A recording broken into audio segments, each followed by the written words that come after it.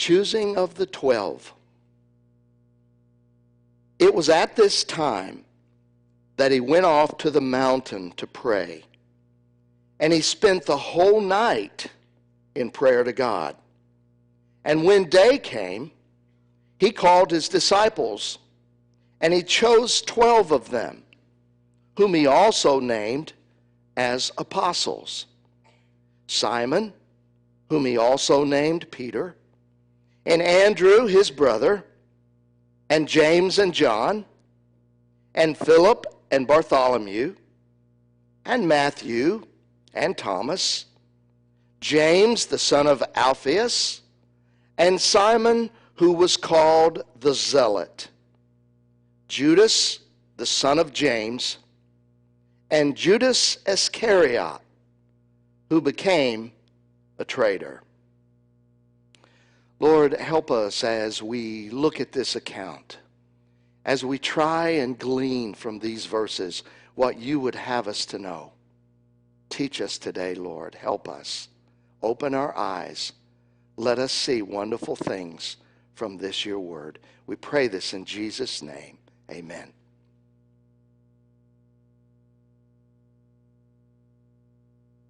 Thus far in our study of Luke's gospel, we have seen Jesus and his relationship to the religious leaders. We've seen his relationship to the people at large. Multitudes were drawn to him for many, many reasons. Two accounts we have. One is called the feeding of the 5,000, the feeding of the 4,000, and that's, multiplied 3 or 4 times. Multitudes and multitudes of people were following Jesus.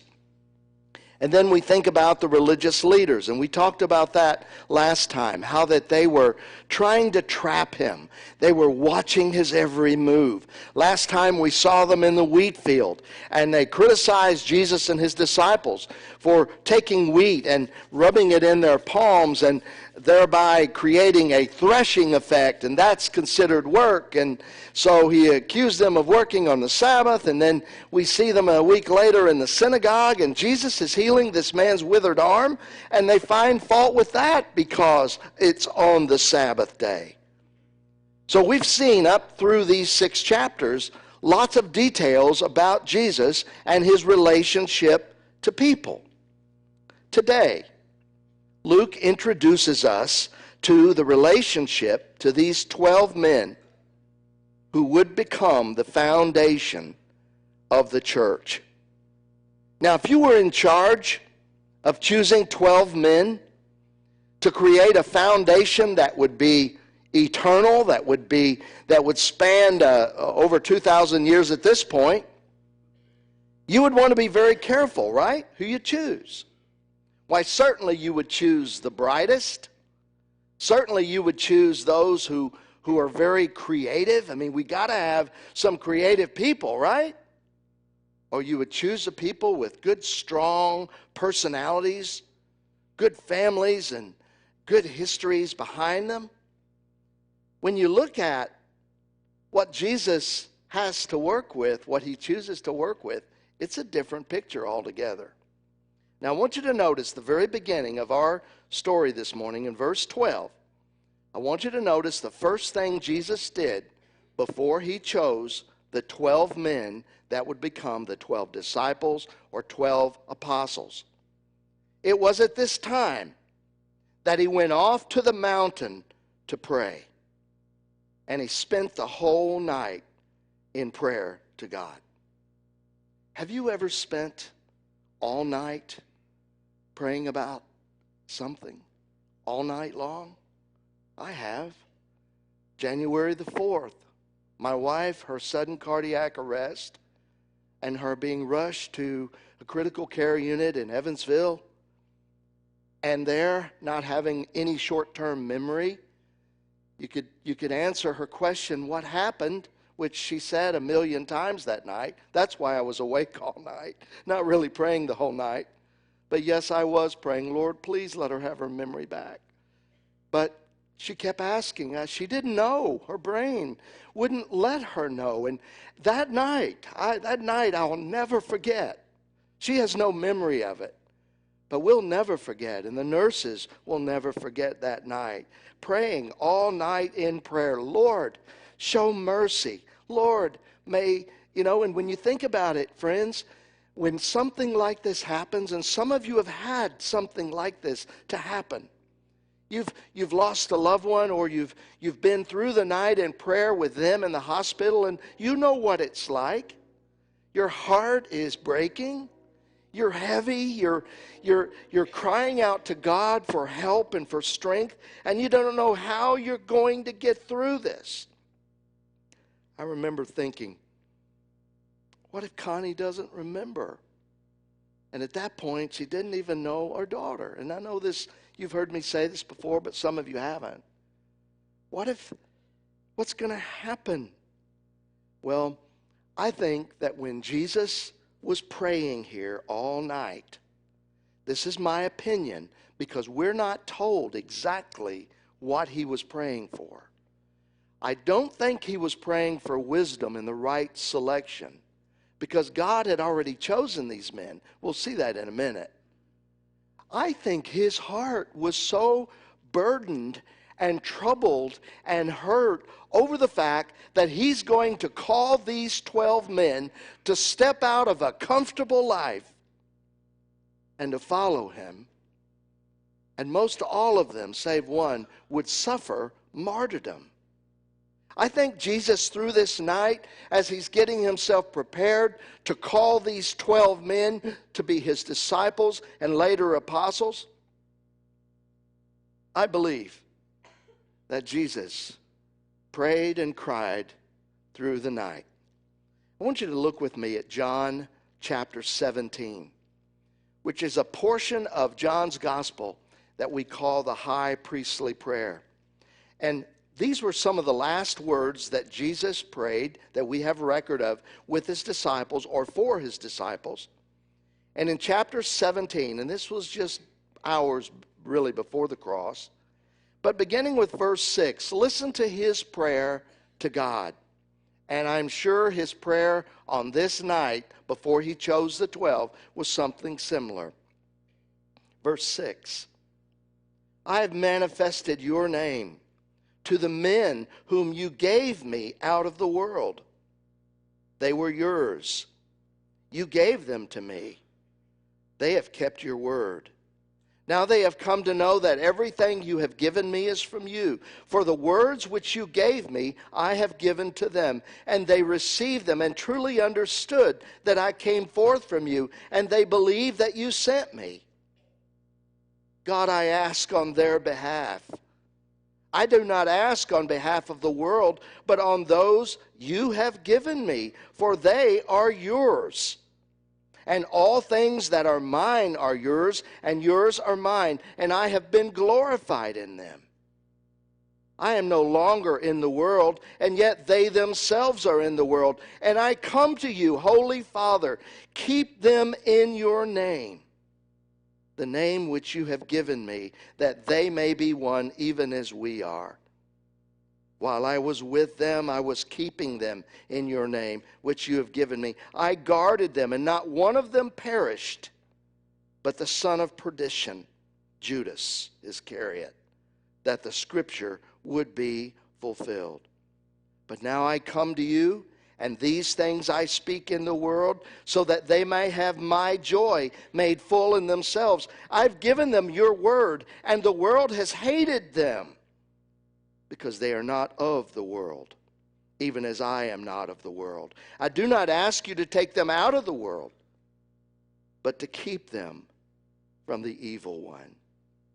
This is the kind of things that Jesus, as he prayed that night in prayer, I think he was thinking about for his disciples. And he knew that Satan would be on their trail. He knew that they would be tried. He knew that Peter would deny him. He knew that Thomas would be a doubter. He knew that James and John would have terrible anger issues.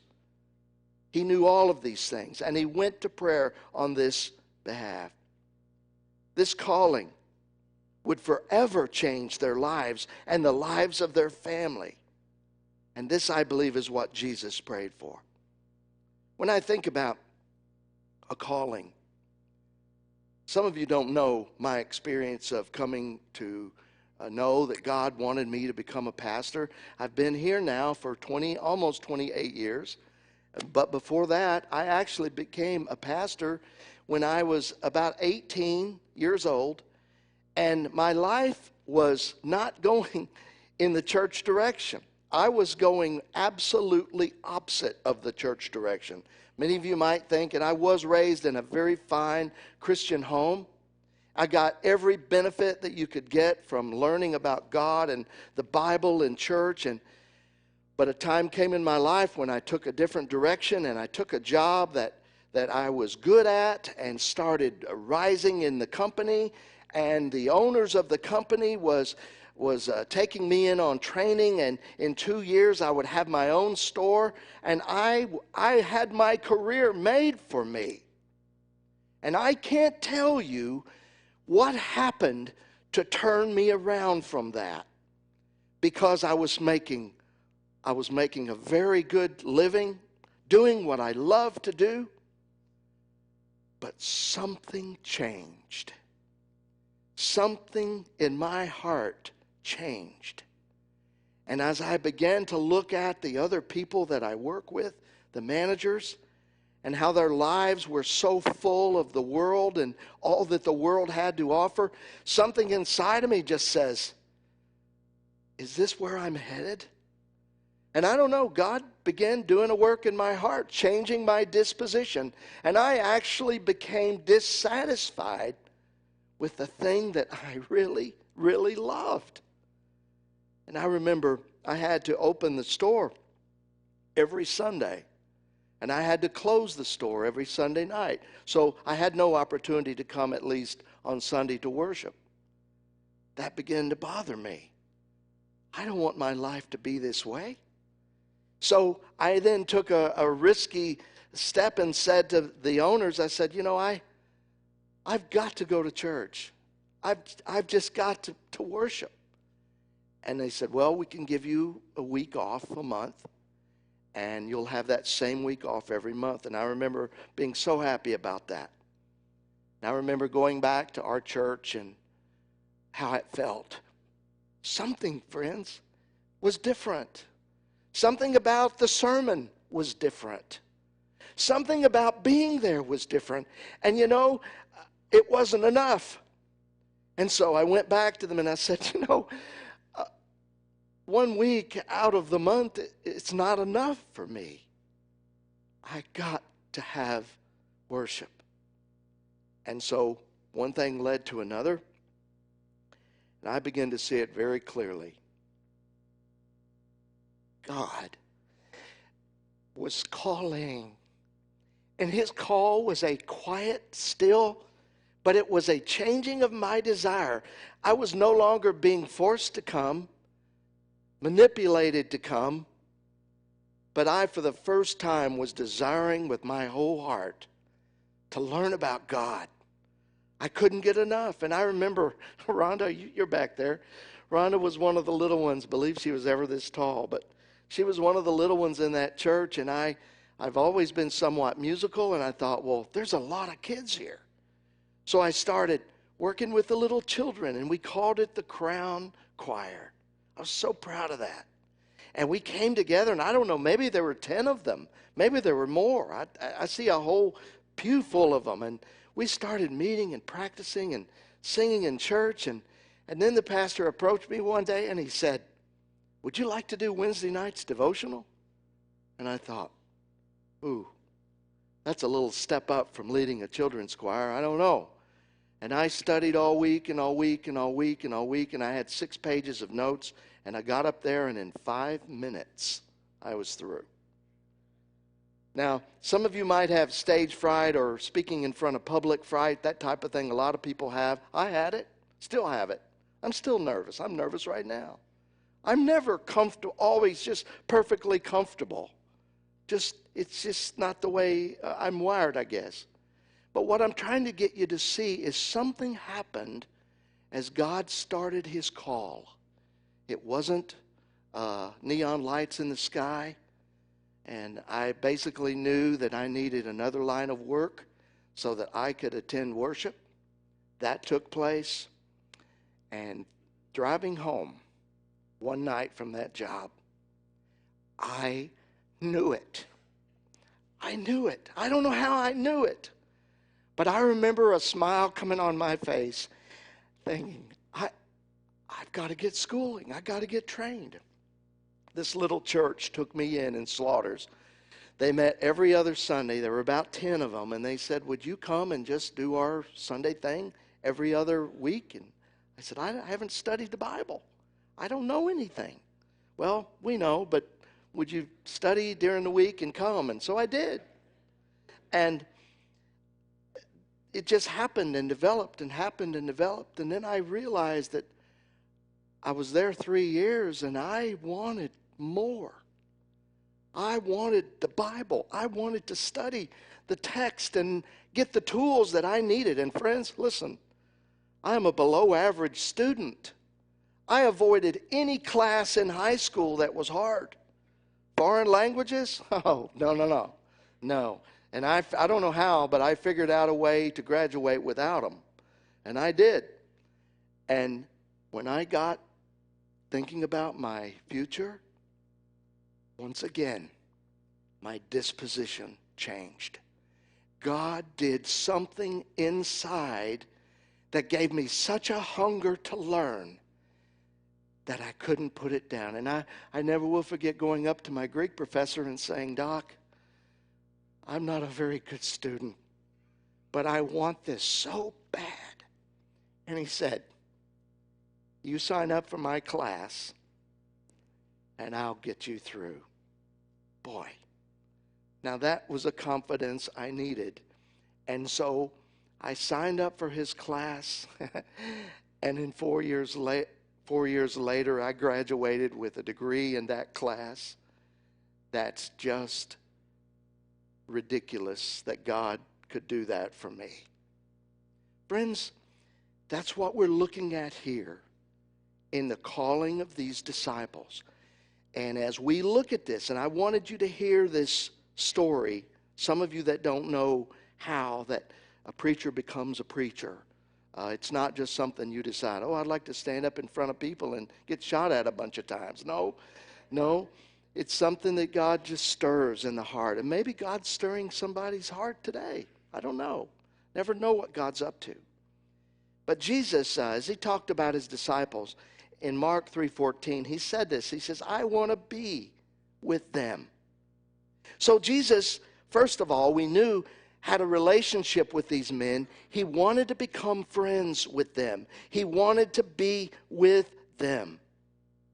Now, he also wanted to make these 12 men and others, and by the way, just so that you know it, the 12 that he chose at this particular time, and Luke doesn't necessarily write chronologically, so we don't know, maybe they went a full year following Jesus, maybe 100 of them, maybe 200 of them, and Jesus chooses, after a period of time, he chooses 12. And he wants these 12 to be living Bibles. He wants them to be his example, his representative, his ambassadors in the world. These men, you know, it's almost like what you young parents are doing, where you want your children to be learning and being living examples of what you are living and doing. And your children will become that. They really will.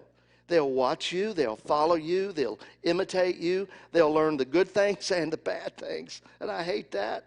But they do, and then they'll sort it out. And then as they're raising their kids, you know what they're doing? They're not doing the negative things that we did, and they're making what we did even better in their input. So just what Jesus wanted to do with his disciples. Now, as I look at this list of men, I want to make some general observations, and then we're going to make some specific ones. First of all, they were ordinary men. They were not CEOs. They were not the most creative. They weren't the bravest. They weren't the smartest. Most of them smelled like fish most of the time. They were fishermen, and not just fishermen, they were Galilean fishermen. You say, what's the difference? Galilee, the people from Galilee, their speech was rough. Their Greek wasn't very polished. They were rough around the edges. They basically were rough people. And even Nazareth, remember what Nathanael said when he heard that Jesus came from Nazareth? And he says, whoa, nothing good comes from that place. Well, that was sort of the gist of the Galilean influence. And everybody wanted to be from Judea, Jerusalem, Israel, that whole area there. But north up to Galilee, no. But these were ordinary men. Peter, Andrew, James, and John, they were fishermen by trade. Matthew is in this list. We talked about him a few weeks ago. Matthew was a tax collector. The Romans viewed him as a rat, and the Jews viewed him as a thief. He sold out his own people to tax the people, to give the money to Rome, and tax collectors made a very, very good living. Most of them were wealthy, and if any of the disciples were wealthy, it probably was Matthew. Those scholars question that. And then we have Simon the Zealot. In 68, 69 AD, right before the Romans came and literally razed Jerusalem, there was an uprising of the Zealots. They were almost a political party against the Roman government, against anything Roman. So this Zealot party, from what this man is supposedly from, imagine Jesus putting Simon the Zealot and Matthew the tax collector in the same group. And they're going to have to learn how to get along. They disagree with each other on probably every issue. But he's brought them in. Then we have Thomas. We call him Doubting Thomas because he just couldn't believe that Jesus rose from the dead. And Jesus extended his hands and he said, Thomas, feel the wounds. See the spear in my side, the wound. And Thomas then looks at him and he says, my Lord and my God. But he's called the doubter, and he's also called the twin, Thomas the twin. And we don't know anything about his twin. Then we have Judas Iscariot. Judas was a common name. Iscariot was a town. This is the Judas of Iscariot, the town of Cariot, as to separate him from the other in the list, that's Judas. Judas was probably the brightest bulb in the chandelier. He was so clever and so good at being a sneak thief and taking money from the treasury that Jesus and the disciples had, that no one even suspicioned he was the traitor. And at the Last Supper, you remember the question? Is it him? Is it him? Is it him? They never questioned whether it was Judas. And then we have Philip. And Philip is the only one that I know here with a Greek name. So these were ordinary men. Just men that Jesus called. Men that were chosen by God. They were also, secondly, young men. Now the artists, in their depiction of the disciples in the Last Supper, you look at that next time, and it looks like that Simon Peter is very old and some of the others are very old. These are all young men. We've got a lot of young men in this church right now, 30 and under. And I think all of these disciples were right in that category. John was even younger than the rest of them. So these were young men. Next Sunday, we're going to have some testimonies from some of the young men in this church that we are praying about becoming a deacon here, servants here. God does his finest work here, and he's choosing young men. And 3, it's a strange mixture of men. As I told you, Matthew and Simon the Zealot. Here's one, James and John. Jesus himself called them Boanerges. You know what the word Boanerges means? Son of thunder. These 2 boys, who were professional fishermen with their dad Zebedee, these two guys, on one occasion, they were upset about how Jesus was being treated. And James and John said, Jesus, let us just call fire down from heaven and consume them all. Will you just give us the authority and we'll call it down right now? That was James and John. The artist once again depict John as almost close to being effeminate. Oh no. Oh no. These were ordinary, real men, but different men. Now, I want to go through the list, and it's not going to be a long time, but I want to now look kind of individually at them and tell you a few things that I've learned about these men. Let's look at Peter. There are 4 lists in the Bible, in the Gospels and Acts, of the lists of the disciples. Peter is always at the first name in the list. Judas Iscariot is always the last name in the list. But Peter was definitely the leader. Peter was a man who wore peppermint sandals. He was constantly putting his foot in his mouth. When you read the story about how many times he blurted out this, he pulled his sword out and swiped a guy's head at one time, he was absolutely a man of contradictions. He's the one that stood up and said, Jesus, though everybody else fail you, I will never fail you. I'm your man. Jesus looks at him and he says, Peter, Satan has desired to sift you like wheat, but I have prayed for you. You're going to deny me 3 times. Peter just couldn't see himself. One minute he was claiming to be the heroic one, and the other time he betrayed him. In Mark 16:7, Mark gives this account. None of the other gospel writers do. But after the resurrection of Jesus, Jesus wanted his disciples to know where to meet him and that everything was okay. And here's what he said. Go and tell the disciples. And then he singles out Peter and Peter. Go and tell the disciples. And oh, by the way, please don't forget to tell Peter. Why? Why did he single him out?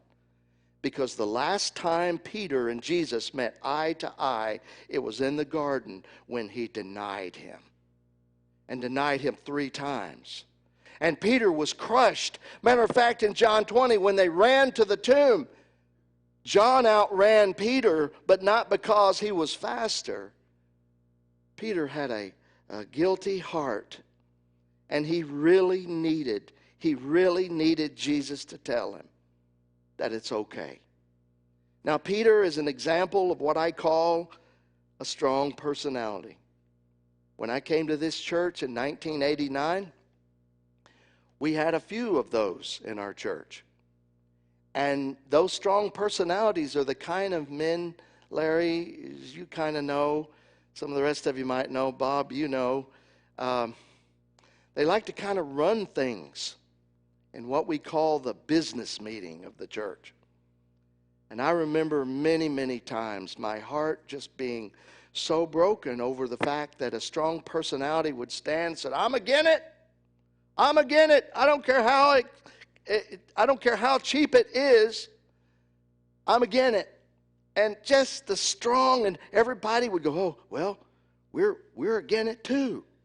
And then you'd have another strong personality that would get up and would argue with this strong personality, and friendship would fry. And I mean, it was just something. God, how can you use that? But he can, and he did. So that's just a little bit about Peter. Peter had a brother. And the next in our list is Andrew. What do we know about him? Really nothing, except that when he found out about Jesus, he went and got his brother first, showing us that the model for anyone who finds Jesus to be their Savior, to go and try to win family, try to go and win friends. We found Jesus, and that's kind of what we know, all we know about Andrew. Early church records, not in the Bible, but records that go way, way back tell us that Andrew was also martyred and nailed to a cross.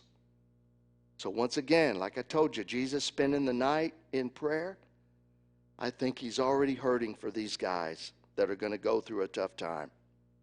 And then I've talked to you a little bit about James and John and that passage, Luke chapter 9, 51 and 54. They were stormy, energetic young men, unpredictable. They had a temper problem. James actually was the first of the disciples of the 12 to be martyred. And he was killed by the sword, according to the book of Acts, by Herod. And he, I believe, was maybe the pastor of the Jerusalem church. We don't know why God has allowed things like this to happen. And then John lived to be into his 90s. And John later went to Ephesus. He was a pastor there, we understand. He wrote the fourth gospel. He wrote 1st, 2nd, and 3rd John that we have in our Bible. And he wrote the last book in the Bible called the book of Revelation. Now this last year, there's a Greek island called Patmos. And on that island in Patmos, there is what's believed to be the cave where the Apostle John got the message from God through a split in the cave wall, where actually 3 splits kind of come together. But you go in this cave and you just kind of imagine that this is where God gave John the Apostle the revelation to write the book of Revelation. Then we have Philip and Bartholomew. Bartholomew is probably the one called Nathaniel. We know very little about them. Philip, we know, was involved in the feeding of the 5,000, and he just couldn't get over the fact that Jesus could take the fish and the loaves and divide them and multiply them and feed so many. And he said something like, we don't have enough money to feed these people. And so Jesus worked that out with him. But Nathaniel was a man that he said, as I told you earlier, when he found out that Jesus was from Nazareth, he's the one that said, could anything good come out of Nazareth? And Jesus looked at him and he said, you are Nathanael, in whom there is no deceit. He looked at his life. He looked at his character. And Nathanael said, how do you know me? And Jesus said, I saw you when you were under the fig tree. I know you, Nathanael. So, a little bit that we have about him, and again, it's not very much. It's not enough to write a resume on. And then we have Matthew. I talked to you about him. He was a tax collector. And he probably gave up the most, maybe, if you could say that. He never mentions that in his gospel. But being a tax collector would mean that he would be giving up his source of income. Then we have Thomas. He's called Didymus, a twin. In John 11:16, he doubted the Lord's resurrection. Then we have James, the son of Alphaeus. Oh no, John 11:16. I got to show you that. I made a footnote here because I want you to see something about his personality that apart from this, we wouldn't know. Chapter 11 and verse 16. I hope I have the passage correct. Yes. In verse 14, Jesus then said plainly to them, Lazarus is dead, and I am glad for your sakes that I was not there, so that you may believe, but let us go to him. Therefore Thomas, who is called Didymus, or twin, said to his fellow disciples, let us also go, that we may die with him. What did he mean? Jesus had already told him he was going back to Jerusalem, and when he got back there, they were going to arrest him, and he was going to die. So Thomas is showing us here a little bit about his character being loyal. James, the son of Alphaeus, basically we know nothing. Judas, who is probably also surnamed Thaddeus, we don't know anything about. Simon the Zealot, I've talked to you a little bit about Simon the Zealot in that mix of disciples. And listen, the next time you have an employee or a fellow worker or a boss and you absolutely can't get along with them, you need to look at this picture that God sometimes places people in our lives to sharpen us, to maybe a little bit of abrasiveness in us, as iron sharpens iron, so to speak. You just never know what God is up to here. And then the last one, Judas Iscariot, who is called the traitor. John chapter 12 and verse 6. Listen to these words that we have recorded about him. Verse 4, but Judas Iscariot, one of his disciples who was intending to betray him, said, why was this perfume not sold for 300 denarii and given to the poor people? Now he said this not because he was concerned about the poor, but because he was a thief. And he had the money box, and he used to pilfer what was put into that money box. Chapter 13 and verse number 29. For some were supposing, because Judas had the money box, that Jesus was saying to him, buy the things we have need of for the feast, or else that he should give something to the poor. They didn't see it. They didn't see this coming. Judas was so slick. So here's the list of 12. We've looked a little bit generally, and we've looked a little bit specifically. Now the question is, what does this mean for us? What do we learn from what God has given us here? I think it's this. God is in the purpose of changing lives. He can change lives. He changed mine. He can change your life. And you never know when God starts to move and God starts to work in the heart and the disposition gets changed. And it's not about talking somebody into something. It's helping them to discover what God is up to. I remember the pastor coming to me. I still remember this so clearly. He told me later, he said, I just knew God was preparing you for the ministry. I knew it, but I didn't want to tell you that because I didn't want to shape your thoughts about what was happening in your life. But he said, I watched it. I could see it, and I knew it was coming. And even though I had a 5-minute sermon that went nowhere with 6 pages of notes, actually, I began to learn and improve and to at least get where I could study a text and present it. God is in the business of changing lives. Not just to change lives, but to change us so that he can send us out to rescue the perishing, to care for the dying, to show people that they can have their sins forgiven, and to learn about the mercy and grace that God has. I love that song that we sang. Wow. That's every single one of us in this room. We all have brokenness in our lives. We all have mistakes. We've all done things we wish we hadn't. We all have things that we wish could be different. But the real question is, what about right now? Where are we right now? And is God calling you? That's what I want to end this sermon on today. Is he calling you?